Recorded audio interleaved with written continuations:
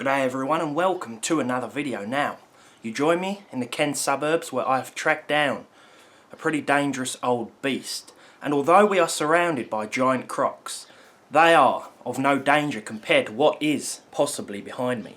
So let's take a look. And there it is. Look at that. Oh, she's trying to be sneaky, but I can see her just behind the tree. Let's see if we can get in for a closer look.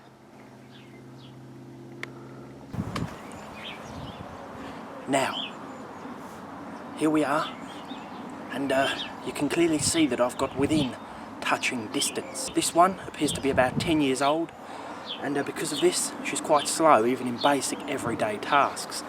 But that is not why these things are dangerous. You see, on a rare basis, these employ a self-defense mechanism whereby they might catch fire or explode under stressful situations. So to get this close, well, she must really like me. So as silly as that intro was, there is in fact an air of truth about it. Back in 2010, HP issued a recall on a few laptops, the G6000 here included, due to a risk posed by the battery. For example, this document states the lithium-ion batteries used in these systems can overheat, posing a fire and burn hazard to consumers. Since the May 2009 recall, HP has received 38 reports of batteries that overheated and ruptured, resulting in 11 instances of minor personal injury and 31 of minor property damage. Now, the reason I purchased this one for £45 here in the UK was because, firstly, I wanted to see if this one had ever had a battery replacement, and I was also interested in how it performs because it features an AMD 64 Athlon X2 TK53 processor and NVIDIA GeForce 7000M series graphics. So, firstly, I like the backstory, the whole recall thing. I found that quite interesting.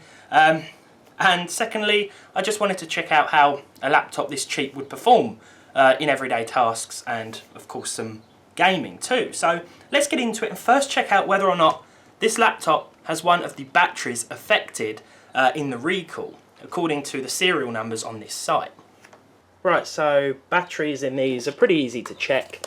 Just flip the machine over like so, and all we've got to do is pull this switch and check if this serial number on the bottom here matches any of those that were among the recalled HP products. Now, immediately I can see that this one starts with CT630, which according to the site is not few among the danger posing batteries, so that is a good start. So firing up this laptop, and it seems the on and off button isn't just home to the laptop's power, but also a wide range of strange noises, including what sounds like a built-in firing range. When we did boot into Windows 7 though, I really have to say that the colours of this screen absolutely pop. It's a 1280 by 800 screen, but it's got some really nice deep colours to it, and I'd have to say that the quality of this display is a lot better than you'd find on some modern laptops, colour and sharpness wise. So despite being nearly 10 years old, wow, it really does give a good first impression. And now that I know it's safe to use, well, I can relax a little bit. So let's take a quick look at the specs. So it seems I was wrong about the processor. We've actually got the slightly faster 1.9 GHz TK57 Athlon here from AMD. This is a dual-core, dual-threaded CPU, and when it comes to modern performance, well, it really isn't going to be that fantastic. I ran a quick Cinebench R15 multi-core test, and it came absolute bottom of the list here.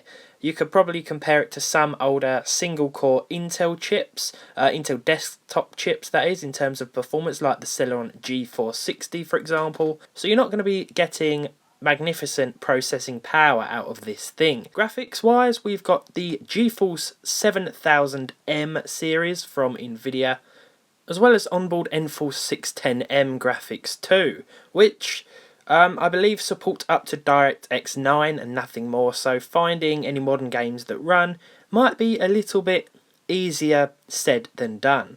Now I already explained that general usage is, well, okay at best. Firefox will probably take about 10 hours to load up when you first click it, but after that everything seems to run okay, though I'd recommend certainly staying on Windows 7 as Windows 10 will slow this thing right down. I also like the old school clunkiness of this machine when compared to modern systems. It's just big and got tons of ports and connectors built in that really are quite handy even today. There's also a certain level of sturdiness about it, which you won't find with modern machines either. I feel like I could drop this off a cliff and it would be fine. Now when it came to games, the laptop actually handled a lot of classics quite well, and it did so quite silently. Usually when you pick up a laptop of this age, it runs quite loud due to all the dust it may have gathered over the years, but here it remained pretty quiet. Battlefield 2, the game we played at the end of this gameplay demonstration, made the fans spin up the loudest, but it really wasn't a loud machine under any circumstance, which may indicate that it's had a little bit of internal clean, perhaps within the last couple of years. I mean, it handles classics like Simpsons Hit and Run just fine. Far Cry 2, I actually had to record a bit of gameplay from another system because the frame rate was so low that I couldn't record it directly from the laptop. As you can see, we were actually getting about 5 frames per second by the figures, which wasn't reflected by the gameplay at all. I mean, for 30 FPS in a lot of older games, well, it can probably handle that, but not much else. And while this isn't really an explosive deal, so to speak, the initial risk was there when I first picked this up, but it didn't really do that bad. The HP G6000 is still an okay machine. So there we have it. I'm going to leave it there. I hope you enjoyed this video. If you did, leave a like on it. If you didn't, leave a dislike on it.